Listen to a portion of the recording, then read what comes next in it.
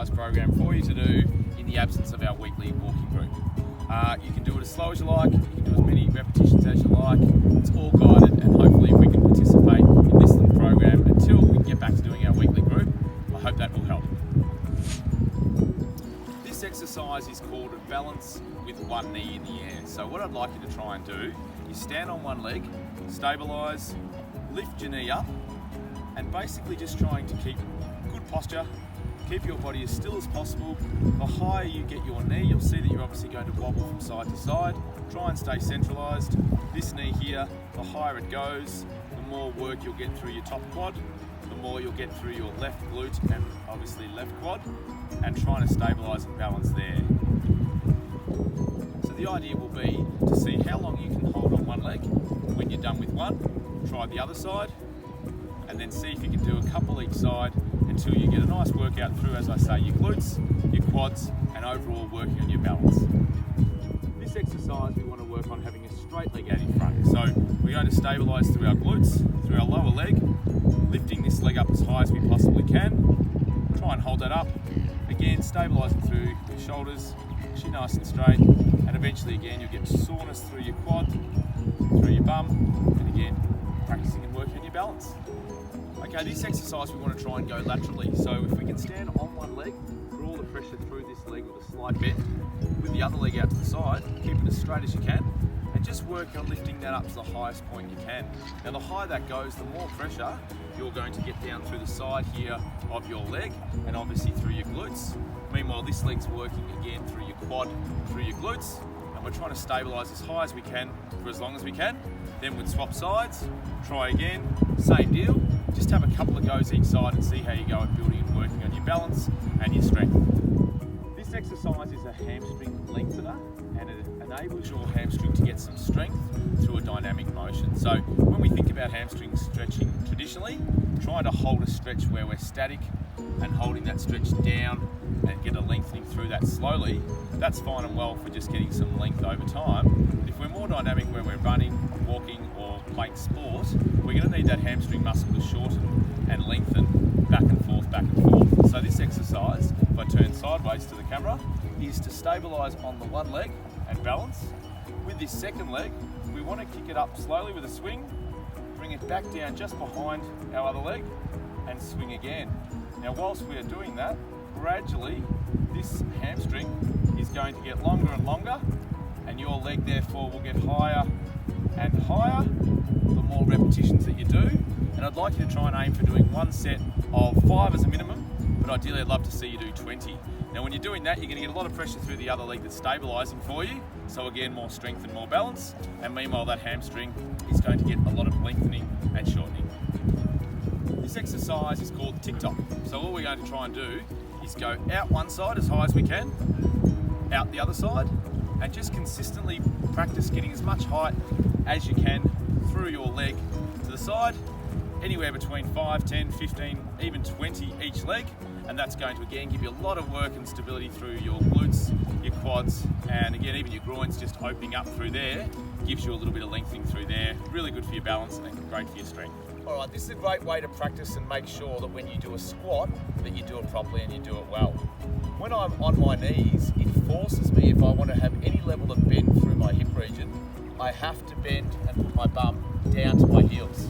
Then I push up nice and firm through my glutes, stretch my quads, and get up nice and tall.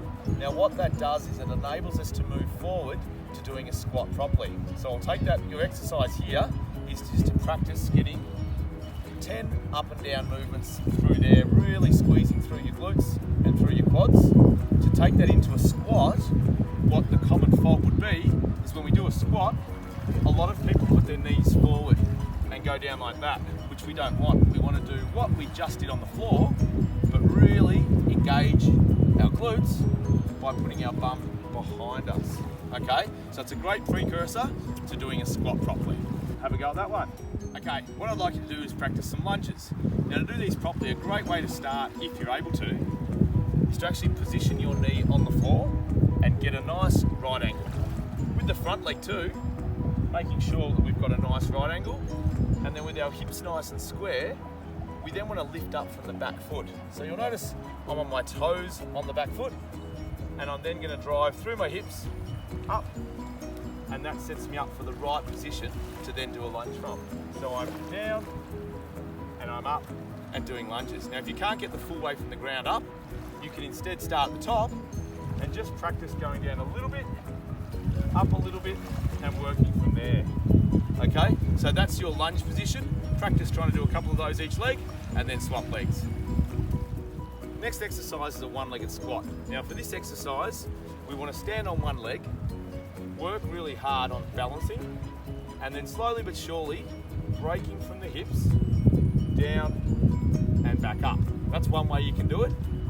Otherwise, pretending that you're holding on to something, going down towards the floor and bringing it back up. Now if I'm going to do that exercise, I can do it at an easy level, medium or a hard level. Easy would be to go to knee.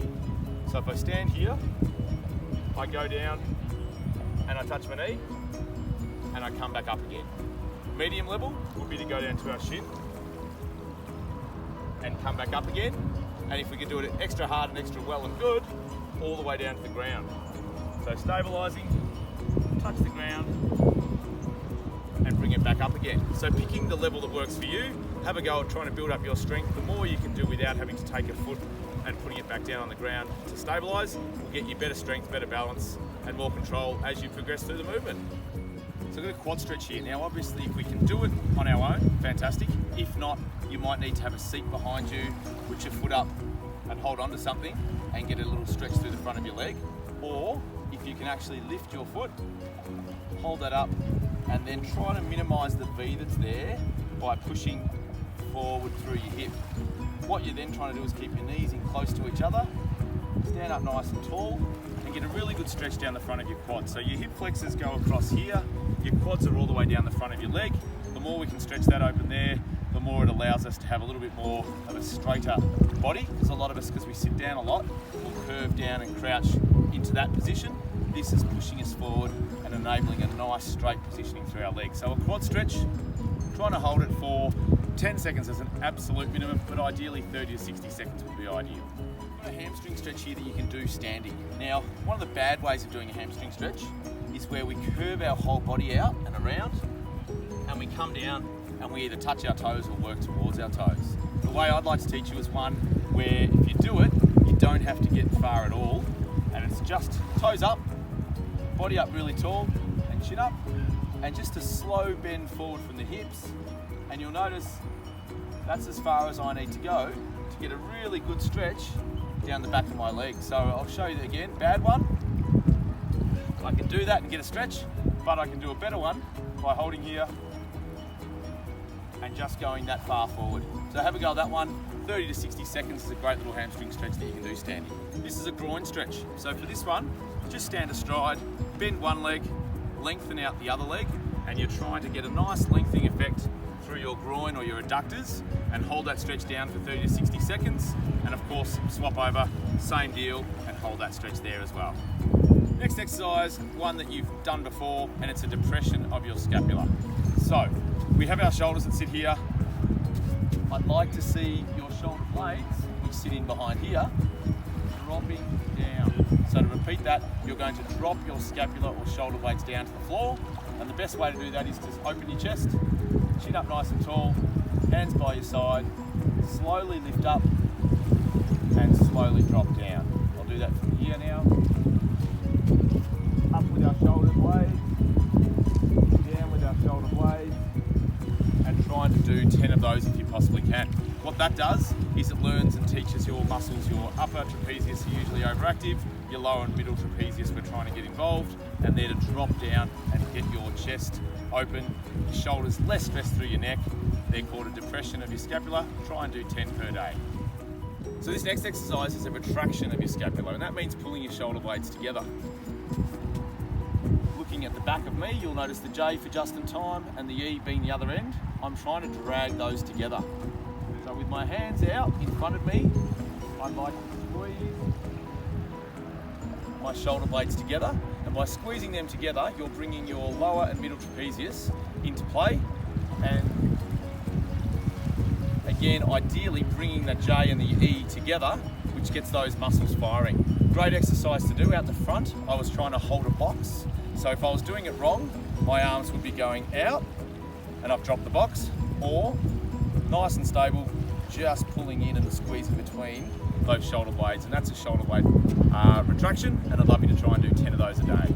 This one's a standing chest opener, and all I want us to try and do is get good posture, shoulders down, chin up, with our arms, open them out as far as we possibly can, and really get a nice opening stretch through our chest, shoulders, and in behind our back. And again, our tendency will want to be to push our head forward, try and keep the head up nice and straight, and just open out and get a really nice stretch through there. 30 to 60 seconds would be great.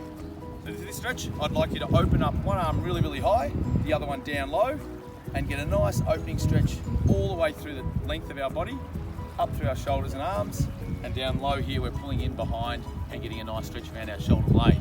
So it's just up, hold that for a little period of time, and then slowly but surely swap and do a few of those each side. Great. So this exercise can be done as an easy version, which is on your side on your knees, and a hard version will be out onto your feet. So my wife's trying to think she's pretty funny at the moment videoing this. Meanwhile, what I'm trying to do is lift up from my bottom part of the hip and either doing up and down motions or stabilising and holding still. So holding up such as that, you can just hold there for 10, 20, 30 seconds or more, or do 10 repetitions of going down, up, down, and up. Now what that's doing is getting your obliques and your core to stabilise you, and to do the harder version would be to straighten your legs. Hope I don't get hit by a wave here. On your straight legs is to lift yourself up, and again either hold for a period of time or repetitions of down, up, down, and up.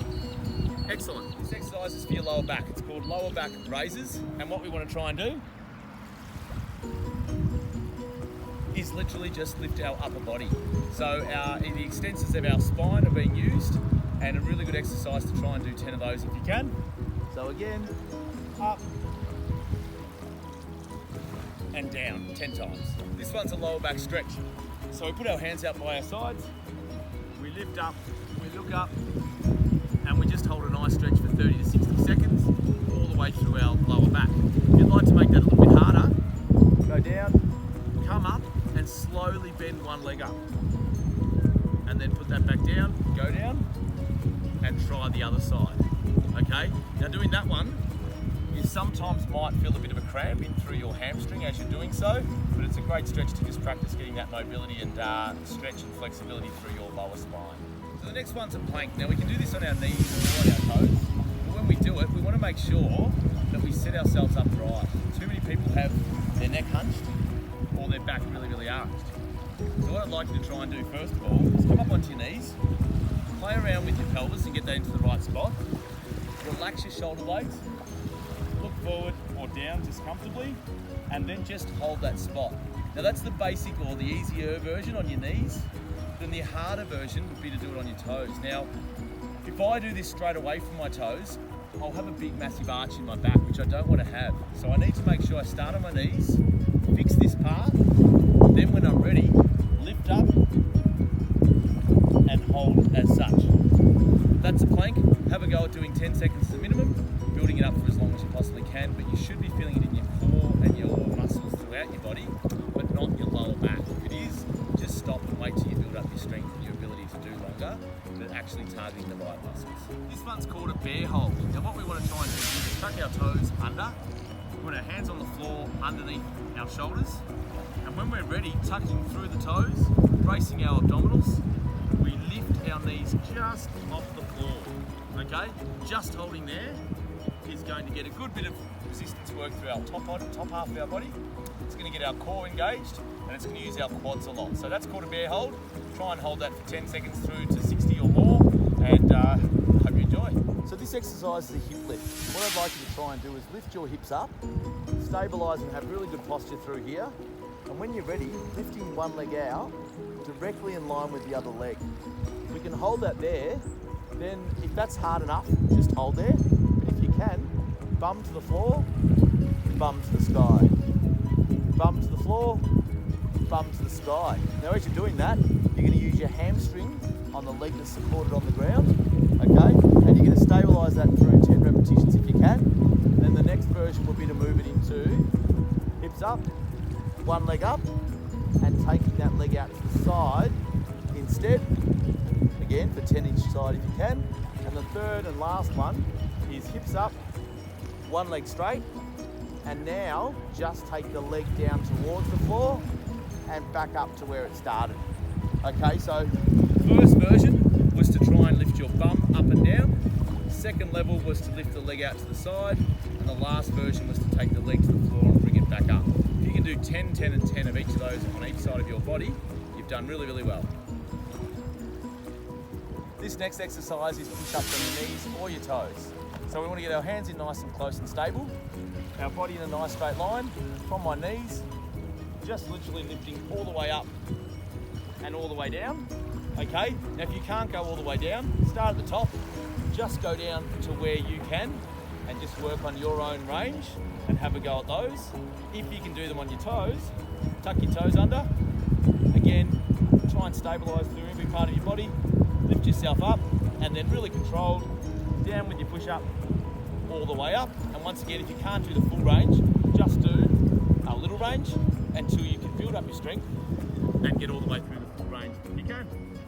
This exercise is called a chin tuck. Now it's designed to strengthen the front of our neck or the back of our neck, depending on where we're weaker.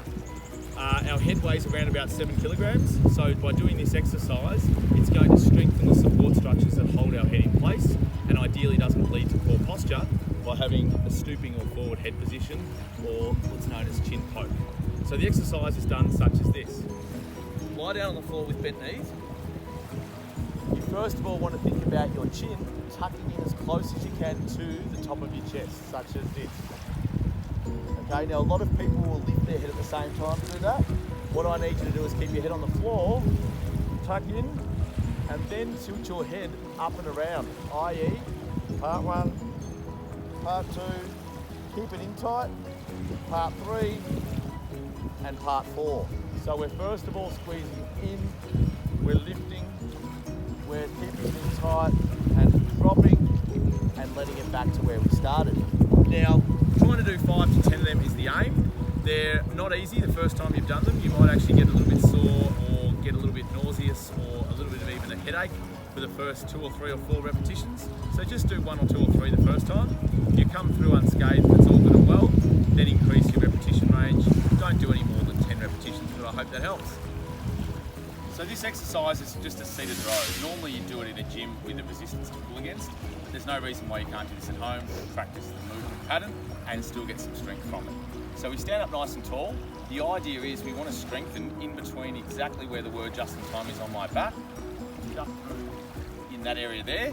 And when we stand up nice and tall, we've got arms that we want to clench to engage our muscles, chin up nice and tall, and then just imagine you are pulling in something towards your body with your elbows in behind you and reaching back out again. So nice and controlled, chin up, body tall, row, reach out, row, reach out. Do 5, 10, 15 or 20 of those, and that's a seated row, or in this case we're standing, but it's a great little exercise to get some muscle strength in your upper back and lead to great posture. When we do it wrong, we'll use our neck, but hopefully by doing depression and retraction of your scapula, you're teaching your body to get into the right position and then engaging the right muscles and getting strong in your sort of middle to lower or middle to upper back, but it's the area that's known as your middle and lower trapezius is where we're trying to target exactly. Have a go at that one and good luck.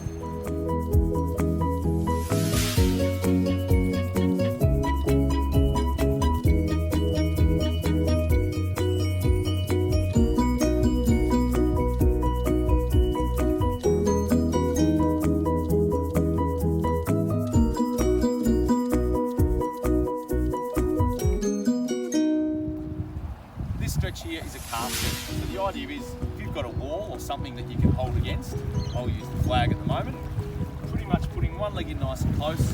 The back leg we want to lengthen out and get a full stretch down the back of our leg, which is known as our calf.